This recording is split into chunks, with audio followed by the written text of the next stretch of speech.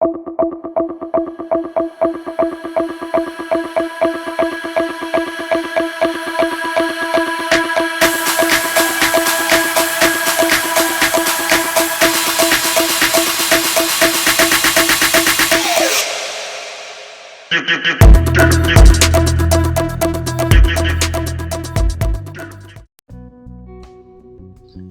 ഞങ്ങൾ യാത്ര ചെയ്യുന്നത് കൊല്ലം ജില്ലയിലെ പുനലൂർ എന്ന സ്ഥലത്തേക്കാണ്.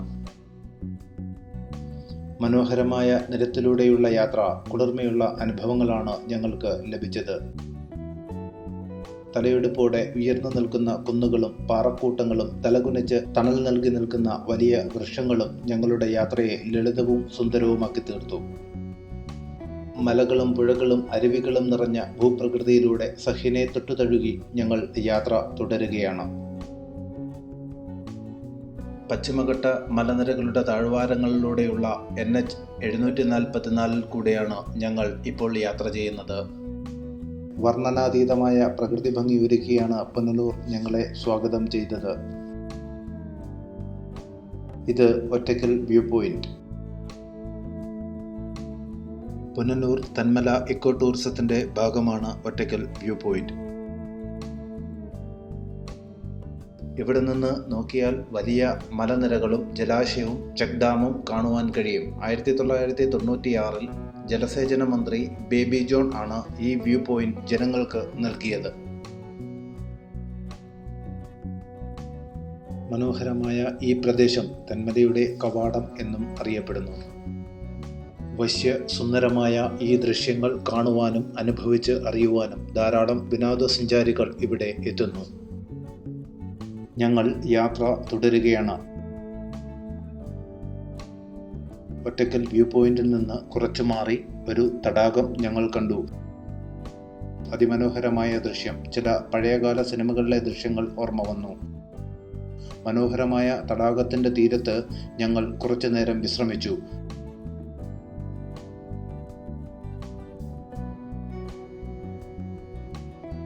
നീരൊഴുക്ക് കുറവായതിനാൽ ജലാശയത്തിന്റെ ശാന്തത അനുഭവിക്കുവാനും ആസ്വദിക്കുവാനും ഞങ്ങൾക്ക് കഴിഞ്ഞു. പറഞ്ഞറിയിക്കുവാൻ കഴിയാത്ത ആ മനോഹാരിത മണിക്കൂറുകൾ കവർന്നെടുത്തു. തെന്മല എക്കോ ടൂറിസം പദ്ധതിയുടെ നിർമ്മാണ ഭാഗമായി രൂപീകൃതമായ തടാകമാണ് ഇത്.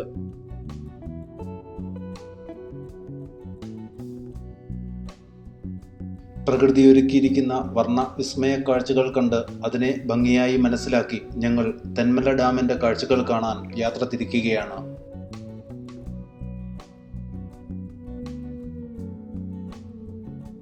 കൊല്ലം ജില്ലയിലെ ഒരു ഇക്കോ ടൂറിസം പദ്ധതിയാണ് തെന്മല ഇക്കോ ടൂറിസം. 2001 ആണ് ഇത് ആരംഭിച്ചത്. ഇന്ത്യയിലെ ആദ്യത്തെ ആസൂത്രിത ഇക്കോ ടൂറിസം കേന്ദ്രമാണ് തെന്മല. കേരള സർക്കാരിൻ്റെ കീഴിലുള്ള തെന്മല ഇക്കോ ടൂറിസം പ്രൊമോഷണൽ സൊസൈറ്റിക്കാണ് ഇതിൻ്റെ നടത്തിപ്പവകാശം. കുളത്തൂപ്പുഴ റിസർവ് വനമേഖലയിലെ ചെന്തുരുണി വന്യജീവി സംരക്ഷണ കേന്ദ്രത്തിൻ്റെ ആസ്ഥാനം കൂടിയാണ് തെന്മല. പരിസ്ഥിതിക്ക് കേടുപാടുകൾ വരുത്താതെയും ആവാസ വ്യവസ്ഥയെ ശല്യപ്പെടുത്താതെയും നടത്തുന്ന വിനോദസഞ്ചാരമാണ് ഇക്കോ ടൂറിസം. പരിസ്ഥിതി സംരക്ഷണത്തിനായി ഫണ്ട് ലഭ്യമാക്കുക, പ്രാദേശിക സാമൂഹിക സാമ്പത്തിക വികസനത്തിനും ശാക്തീകരണത്തിനും നേരിട്ട് പ്രയോജനം ചെയ്യുക, അല്ലെങ്കിൽ വിവിധ സംസ്കാരങ്ങളോടും മനുഷ്യ അവകാശങ്ങളോടും ആദരവ് വളർത്തുക എന്നിവ ഇതിൻ്റെ ഉദ്ദേശങ്ങളാണ്.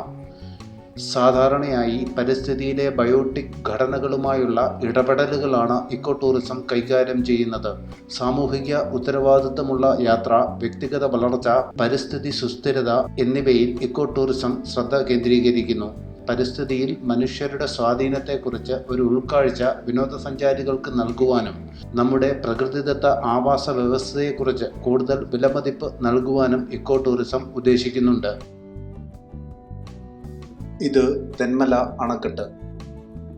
കല്ലടയാറിൻ്റെ മനോഹാരിതയിൽ നിർമ്മിച്ച ഈ അണക്കെട്ടിൻ്റെ കാഴ്ചകൾ ഞങ്ങളിൽ അതിശയം ഉളവാക്കി. 1961 ഈ ഡാമിൻ്റെ പ്രവർത്തനം തുടങ്ങിയത്.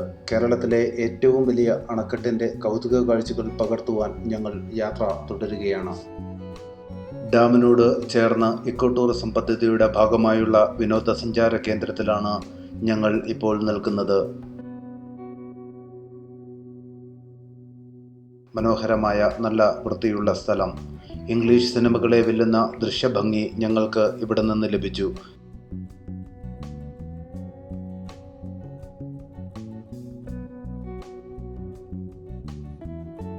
ഇവിടെ നിന്നുമുള്ള ഡാമിൻ്റെ ദൂരക്കാഴ്ചകൾ അതിമനോഹരമാണ്.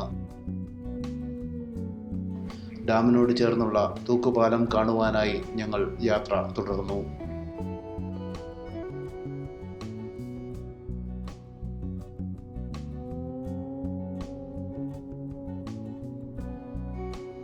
ഡാമിൻ്റെ കാഴ്ചകൾ പകർത്തി ഞങ്ങൾ തമിഴ്നാട്ടിലേക്ക് യാത്ര തിരിച്ചു.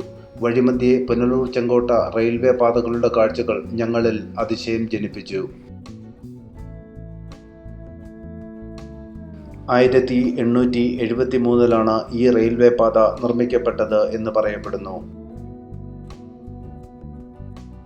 മലകൾക്കിടയിലൂടെ തുരങ്കങ്ങൾ സൃഷ്ടിച്ചാണ് ഈ പാത നിർമ്മിച്ചിരിക്കുന്നത്.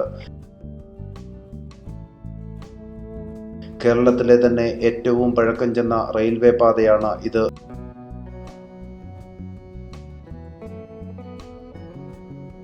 കേരളവും തമിഴ്നാടും തമ്മിലുള്ള വ്യാപാര വാണിജ്യ ബന്ധങ്ങൾക്ക് വളരെ സ്വാധീനം ചെയ്ത റെയിൽവേ പാതയാണ് ഇത്.